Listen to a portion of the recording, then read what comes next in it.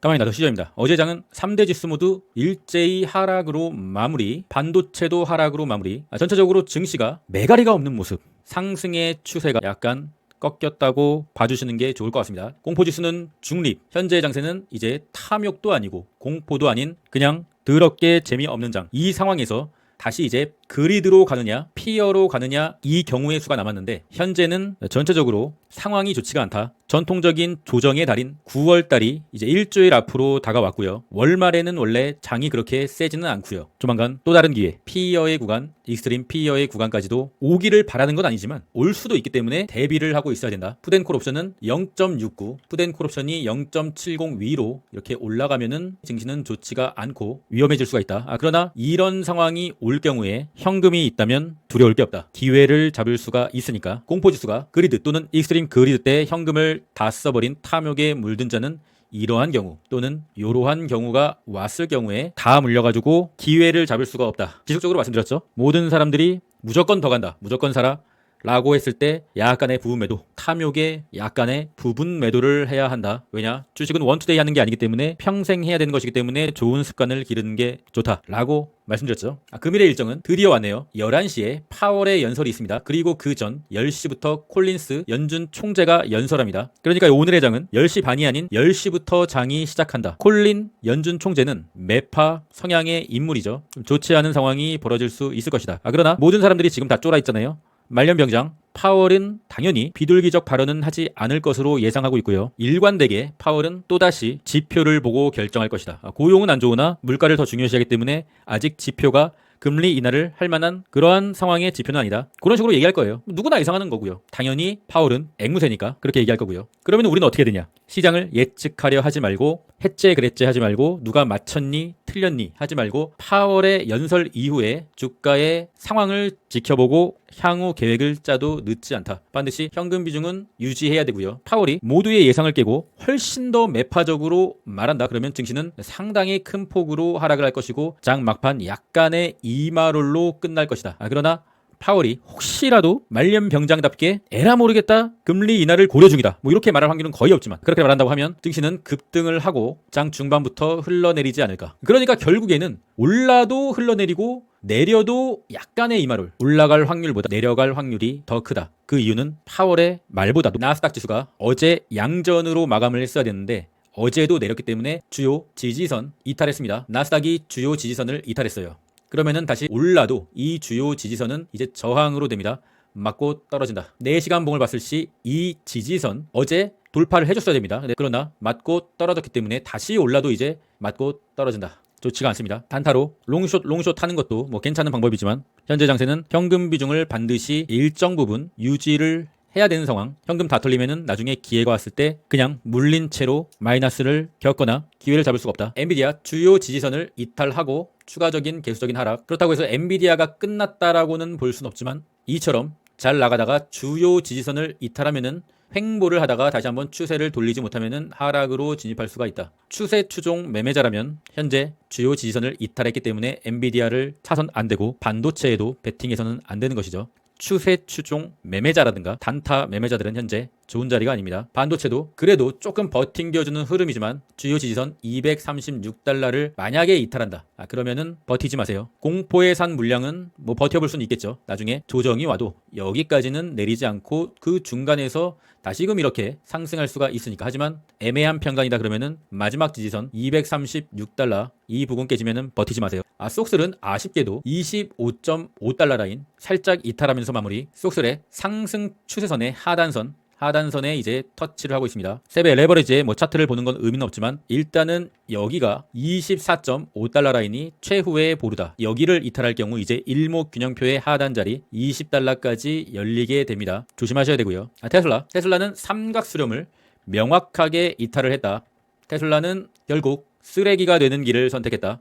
테슬라를 진짜 장기적으로 보고 연말까지 보고 가시는 분들은 내릴 때 테슬라를 조금씩 초분할 매수로 모아 가신다면은 연말에 뭐 좀 좋은 일이 있을 수도 있겠다. 현재 테슬라는 단타 매매의 자리가 아닙니다. 급락했을 때 TSLA를 사서 한 2-3% 뛰기 뭐 그런 건 가능하죠. 그런 거는 투자가 아니라 스킬이니까. 테슬라는 삼각 수렴을 이탈했기 때문에 근시일 내에 수익을 볼 거라는 예상을 하고 그런 기대를 하는 매매는 조금 접어두는 게 좋지 않겠느냐. 장기적으로 모아가는 매매는 분할 매수는 무적이니까 그것은 슬슬 하고 싶은 분들은 하셔도 괜찮을 것 같습니다. 추가적으로 더 내리면요. 팔란티어 같은 경우는 추가적으로 내려서 이제 지지선 149달러 정도 요 정도까지 가면은 이제 조금 분할 매수를 해봐도 괜찮겠다. 현재까지는 이 채널 하단 검정색 상단 이 채널이 약간 유효한 채널입니다. 스토캐스틱은 과매도권 앞으로 진입을 했고요. 요렇게까지 내린 마당에 스토캐스틱이 과매도권은 한번 이렇게 보여주지 않겠느냐. 추가적으로 내리면은 일목균형표 하단 자리 145달러까지는 지지선으로 생각하고 단기 매매를 한번 해봐도 괜찮지 않겠느냐.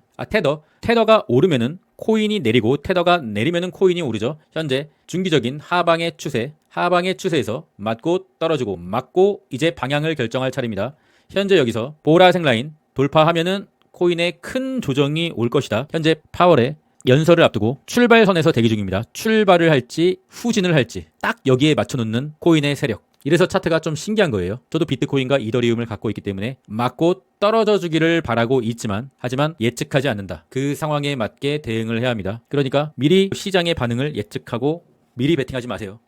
비트코인도 지지선 111K에 결국에는 한번 터치는 할 것 같은 느낌. 게더리움 현재 어떻게 보면 가장 강한 자산인데 일단 강한 하방의 채널이었던 이 채널을 옆으로 이탈해 준 것은 괜찮은 상황이긴 합니다. 그리고 21선도 약간 상방으로 유지되고 있고 여기를 이탈하진 않고 있다. 비트코인 같은 경우는 이탈하자마자 매가리가 없이 계속 흐르고 있죠. 이더리움도 여기를 이제 이탈하면은 매가리가 없이 이렇게 흐를 것입니다. 일단은 지켜보고 있는 흐름. 좀 더 세부적으로 4시간 봉을 보면은 아직은 4시간 2평을 상방으로 돌리지 못하고 미세하게 계속 밑으로 내려가고 있죠. 아직 게더리움이 진정한 반등을 이루지는 못했다. 진정한 반등이라면 이 라인 4350 요 라인을 직전 고점을 4시간 봉상 직전 고점을 넘겨줘야 이제 뚫으러 갈 수 있는 것인데 아직까지는 게더리움은 상방 추세 일봉이랑 주봉은 당연히 상방 추세죠. 하지만 단기적인 4시간 봉의 상방 추세는 아직은 아니다. 그러나 추가적으로 오르고 이 고점을 깨면은 상방 추세로 변환될 수가 있는 상황입니다. 현재는 방향이 딱히 없는 상태. 다시 나스닥 지수로 보면은 현재 주요 지지선이 뚫렸다. 다음 지지선은 이 파란색 선은 현재 기준으로 마이너스 1.3% 정도 남았다. 개인적으로 조정이 시작됐다라는 것은 어느 정도 이제 인정을 하고 넘어가야 되고 이 지지선이 뚫리면은 강한 확률로 전고점 라인 빨간색 선 요 지점까지 내리게 될 텐데 이 나스닥 지수가 강한 지지선이 뚫리면은 순간적으로 확 내려요. 천천히 내리지 않습니다. 강한 지지선이 뚫리면은 순간적으로 이 전고점 라인까지 순간적으로 페닉셀이 나올 것이다. 그리고 여기서 지지받고 반등을 꾀하다가 별다른 모멘텀이 없으면은 다시 한번 이 지지선을 깨면은 페닉셀이 나옵니다. 그러면은 우리는 남은 현금으로 주요 지지선마다 베팅을 한번 해볼 수가 있는 것이죠. 주요 지지선에서 베팅을 하고 이 라인이 깨지면은 자신이 베팅을 했던 그 라인이 깨지면은 뒤도 돌아보지 말고 칼 손절. 뭔 말인지 아시겠죠? 주요 지지선이 깨지면은 페닉셀이 나오기 때문에 물리지 마라. 물리면서 매수를 해야 되는 지점은 진짜 큰 페닉셀이 나오기 전까지는 물리면서 홀딩을 해서는 안 된다고 보고 있어요. 그러나 큰 페닉셀이 나오면은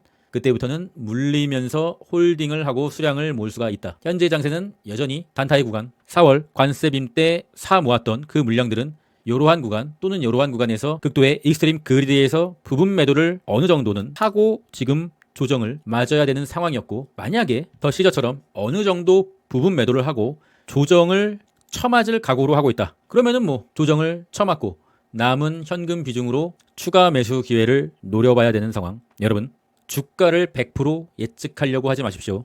주가를 100% 예측하려고 롱숏을 매일같이 하다 보면은 굉장히 이 주식 인생이 피곤해집니다. 전체적인 시나리오를 짜놓긴 짜놓되 그 상황에 맞게 대응을 하면은 그 시나리오는 자신의 머릿속에 있기 때문에 계좌의 손실분이나 계좌가 줄어드는 상황도 시나리오에 있기 때문에 그 시나리오대로 대응을 하면 되는 것이지 너무 하루하루를 예측하면서 하다 보면은 계좌가 박살이 날 수가 있다. 현재는 파월의 오늘 발언이 중요한 게 아니라 그 발언이 나온 후에 시장의 반응이 그게 당분간의 나스닥의 방향이라고 생각하고 어떻게 대응을 할 것인가 그거에 대해서 깊게 생각해 봐야 되는 시간. 저는 개인적으로 8월 말이나 9월에 조정이 온다고 한들 결국에는 그것은 나중에 더 큰 상승을 위한 과정이라고 생각하고 있습니다. 만약에 그것이 아니라고 한다면 지금 다 던져야죠. 물량을 장기 투자고 나발이고 다 던져야 된다. 하지만 그게 아니라고 생각하고 있기 때문에 향후 시나리오에 대한 계획만 세우고 대응 준비를 할 뿐이지 포기는 하지 않는다. 멤버십에 관심 있으신 분들은 고정 댓글 링크를 확인해 주시고요. 잠자는 동안에도 돈이 들어오는 방법을 찾지 못한다면 당신은 죽을 때까지 일을 해야만 할 것이다. 워렌 버핏. 결국 잠자는 동안에